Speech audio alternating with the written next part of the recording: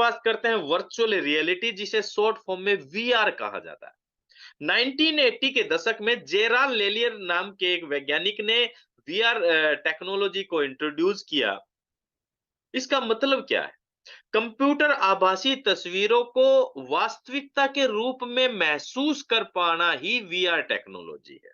यानी कि वर्चुअल, जैसे आप आज आप और हम वर्चुअल मीटिंग के अंदर हैं, राइट? लेकिन वर्चुअल चीज को रियलिटी में फील कर पाना ही वीआर टेक्नोलॉजी। इसमें बहुत सारे गैजेट्स इसके होते हैं जिसका इस्तेमाल किया जाता है, और इस टेक्नोलॉजी ने इतना बड़ा परिवर्तन ला के रख दिया है कि आज आप या कोई भी व्यक्ति वीआर टेक्नोलॉजी का इस्तेमाल कर कर उन व्यक्ति को भी फील कर सकता है जो व्यक्ति इस दुनिया में आज नहीं है। जो इस दुनिया में नहीं है उनसे बात कर सकता है, फील कर सकता है, उनको छूने का एहसास ले सकता है। साउथ कोरिया के अंदर एक माँ ने अपनी 6 साल की बेटी, जो कि किसी बीमारी के कारण एक्सपायर कर गई, वीआर टेक्नोलॉजी का इस्तेमाल कर कर उससे बात की है, उसको उसको छूने का एहसास लिया है, और वो जो भाव थे उस माँ के, उसको शायद ही कोई मतलब उसको डिस्क्राइब कर पाए उस क्षण के। उस वो पूरी की पूरी यूट्यूब के ऊपर वीडियो है। इंडिया के अंदर वर्चुअल रियलिटी में एक साउथ के एक कपल ने अपने लड़की के पिता को शामिल किया शादी में, जो कि 6 महीने पहले एक्सपायर हो गए। जरा सोचिए दोस्तों, ये जिस तरह परिवर्तन टेक्नोलॉजीज के अंदर आ रहा है, एक आम आदमी जो जो सिर्फ इंटरनेट को अपनी जरूरत के लिए इस्तेमाल करता है या इतनी जानकारी नहीं रखता है, आप और हम भी पहले इन सारी चीजों पर इतने गंभीरता के साथ बात नहीं कर पाते थे, ना समझ पाते थे या समझ बना पाते थे, लेकिन परिवर्तन तो हो रहा था। और उसी श्रृंखला में ये परिवर्तन लगातार बढ़ता चला जा रहा है दोस्तों, और 3D प्रिंटिंग आती है। 3D प्रिंटिंग की शुरुआत 1984 के आसपास हुई, और चार्ल्स हुल करके कंप्यूटर वैज्ञानिक हुए जिन्होंने इसकी शुरुआत की। 1988 में उन्होंने 3D सिस्टम कॉर्पोरेशन के नाम से एक ऑर्गेनाइजेशन बनाई। और आज अगर हम बात करें 3D प्रिंटर की, ये टेक्नोलॉजी जो 3D टेक्नोलॉजी है, ये art and craft, construction, health care, dentistry, fashions and aerospace और ऑटोमोबाइल सेक्टर, हर एक सेक्टर के अंदर 3D प्रिंटर टेक्नोलॉजी का इस्तेमाल किया जा रहा है। तो ये क्या है दोस्त? हम 3D दुनिया में, यानी कि थर्ड डायमेंशन, त्रिआयामी, आज हम जितनी भी उभरी हुई थ्रीडी पेन के बारे में आपने सुना होगा, और अगर नहीं सुना तो आप कहीं भी अमेज़न पे जाकर थ्रीडी पेन देखना। आपने सुना है कि हवा में लाइन लगाई जा सकती है। आज थ्रीडी पेंट के ज़रिए आप हवा में भी लाइन लगा सकते हैं।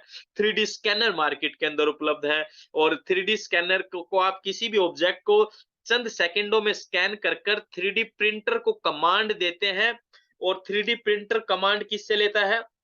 कैसे लेता है? वो फाइल होती है, फॉर्मेट होते हैं, राइट? एचटीएल फाइल तैयार की जाती है, और एचटीएल फाइल प्रिंटर को कमांड देता है। प्रिंटर ऑब्जेक्ट को बनाता है लेयर बाय लेयर, राइट? और इसके अंदर आप जिस भी मटेरियल का इस्तेमाल करना चाहें, वो मटेरियल डालिए, ऑब्जेक्ट बनकर तैयार हो जाएगा, राइट? बहुत ही फास्ट है, तेज है, और स्मूथ भी है, और एक्यूरेट भी है, राइट? आप ये एक हाउस देख रहे हैं, 600 स्क्वायर फीट का घर है, ये 3D प्रिंटर के द्वारा बनाया है भैया। ये फोटो नहीं है, ये बाकायदा रियल घर है। राइट? 2021 में भारत मद्रास के अंदर ये तैयार किया गया था, न्यूज़पेपर में भी आए थे, निर्मला सीतारमन जी ने इसका इनॉग्रेशन किया था। इन सारी चीजों से हम एक चीज समझ पा रहे हैं कि परिवर्तन टेक्नोलॉजी के जरिए होते रहे हैं और होते रहेंगे।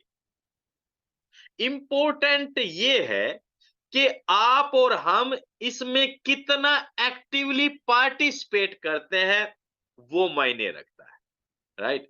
और चलिए नेक्स्ट बात करते हैं ब्लॉकचेन टेक्नोलॉजी, जिसे डिजिटल लेजर कहा जाता है। सेफ है, सिक्योर है, ट्रांजैक्शन को बहुत ही सेफ्टी के साथ ये रखता है।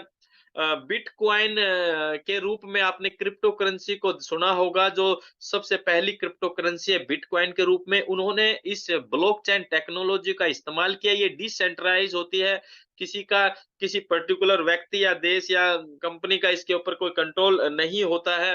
डिसेंट्रलाइज़ है, सेफ है, सिक्योर है और आज पूरी दुनिया के बैंकिंग सिस्टम ब्लॉकचेन टेक्नोलॉजी को एडॉप्ट कर चुके हैं और इसके ज़रिए ही अपना काम कर रहे हैं। ये भी टेक्नोलॉजी 2008-9 के दशक में आई और आप और हो सकता है कि आपके सामने भी अवसर के रूप में आई हो, मेरे सामने तो आई थी और मेरा दुर्भाग्य था कि मैं इस अपॉर्च्युनिटी को नहीं समझ पाया और ये सोचा कि यार ऐसा कौन-सा कॉइन होगा भैया सोचो, जो ये कहता है कि ये ऐसा पैसा है, भविष्य का पैसा होगा और ये चलेगा। मैं कहता हूँ जी कितना भारी होगा, नहीं जी आप इसको छू नहीं सकते, आप पकड़ नहीं सकते। हैं? बिना पकड़े हम कैसा रुपया ये कस कौन-सा पैसा, कौन-सी मनी होगी जिनको हम टच नहीं कर सकते हैं। लेकिन आज आप देख पा रहे हैं प्रैक्टिकली ये संभव है। क्रिप्टो करेंसी ने क्या उछाल लिया है मार्केट के अंदर और ये भी भविष्य की करेंसी है और आजकल क्रिप्टो करेंसी के साथ-साथ डिजिटल करेंसी का भी चलन हो रहा है। इंडिया भी डिजिटल करेंसी के अंदर आ रहा है और तेजी से प्रोग्रेस कर रहा है। राइट? जिन लोगों ने उस टेक्नोलॉजी पर विश्वास किया और इसको एडॉप्ट किया, आज उन लोगों का जीवन संपूर्ण रूप से बदल चुका है दोस्तों। और उसी श्रृंखला में बात आती है आर्टिफिशियल इंटेलिजेंस टेक्नोलॉजी की जिसे हम शॉर्ट फॉर्म में एआई बोलते हैं। यानी ये क्या है? कृत्रिम बुद्धिमत्ता। कंप्यूटर प्रोग्रामिंग को मनुष्य जैसी बुद्धि दे देना ही एआई कहलाता है। यानी कि कोई भी कंप्यूटर, कोई भी प्रोग्राम आपकी और हमारी तरह व्यवहार कर सके, सोच सके, समझ सके, निर्णय ले सके, ऐसी टेक्नोलॉजी का नाम है दोस्त एआई टेक्नोलॉजी और चलिए हम थोड़ा-सा और इसके विषय में एलैबोरेट करते हैं। आर्टिफिशियल इंटेलिजेंस टेक्नोलॉजी की शुरुआत 1950 के दशक में अमेरिकन कंप्यूटर वैज्ञानिक हुए जॉन मैककार्थी, उनके द्वारा शुरुआत की गई। 1956 में डार्क माउथ कॉन्फ्रेंस के अंदर उन्होंने पूरी दुनिया को बताया कि आर्टिफिशियल इंटेलिजेंस टेक्नोलॉजी के जरिए किस तरह से हम एक बहुत बड़ा परिवर्तन ला सकते हैं। मनुष्य के द्वारा बनाई गई टेक्नोलॉजी हर लिहाज से, हर मायने में मनुष्य से तेज, मनुष्य से सटीक और मनुष्य से बेहतर काम कर सकती है। और इसी महत्व को देखते हुए इस टेक्नोलॉजी के महत्व को देखते हुए दोस्तों भारत सरकार ने भी इस पर काम करने का मन बनाया और international centre for transformative artificial intelligence organise का मॉडल तैयार किया गया और अभी वर्तमान सरकार एआई टेक्नोलॉजी को लेकर काफी गंभीरता से काम कर रही है और काफी सपोर्टिव है इस टेक्नोलॉजी को लेकर और आईटी कंपनीज को लेकर।